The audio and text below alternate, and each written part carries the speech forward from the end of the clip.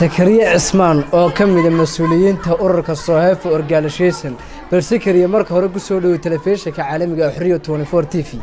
waa dhaw waa aad ma santo dhaw Sakariya bal hawshan aad wadaan bal ka waran kulay waxaan ku suganahay iskuulka 26 June hawshan wadnaa waxa ahayd hawshii ururka Sohefo uu qaban jiray tababarkii aan u fulinay ardayda ayuuman wadnayn iskuuladii ku soo celino iskuuladii waxay bartay ka sameeyaan marka week rotation ku jirnay shalay iskuulada ay ka mid yihiin Nuuridiin baan marnay maanta ilaa isbaan soo marnay imikana wanagan juur marayna birida iskuulada aan wadaan soo soo marnay iskuulada ardayda aanu haynaan soo mari doona insha Allah laakiin waa shaqadii ururku man ku guda jirnay insha Allah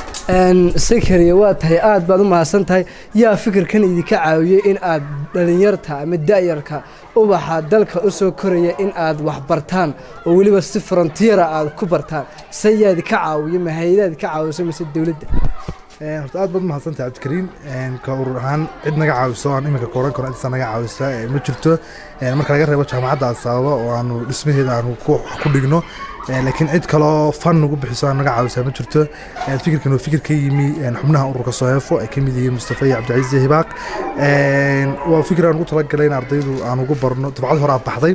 dafcadii labaad waxaan ugu talagalay in ardaydu ay kaga faa'iideystaan oo aqoonta caafimaadka aan ugu baranay inaan wadankayga u gudbino qorshayagana waxa weeye in iskuulka Soomaaliya magaalada Hargeysa ku yaala ama iskuulka wadanka ku yaala in laga helo arday baratay xirfadaha caafimaadka basic ah ayuu ujeedkaygu yahay annagana asaasnay qofta qof baan ku asaasnay insha Allah dafcadii labaad way dafcadani dafcadii hore waxay qalin jirtay horaatagii February bishan ay tinkii bay qalin jirtay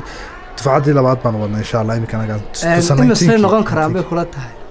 ardayda imika aanu gacanta ku haynaa 160 arday horena waxaan uga qalin jabiyay 50 arday marka isku 210 arday malaasma noqon doona insha Allah daawadayaal Sakariya Cismaan oo ka mid ah mas'uuliyiinta ururka Sohefo Organization oo si tabarucaada ama frontier ku bara da'yarta caasimadda Soomaaliland ee iskuulada kala duwan ee caasimadda Soomaaliland kala dhigta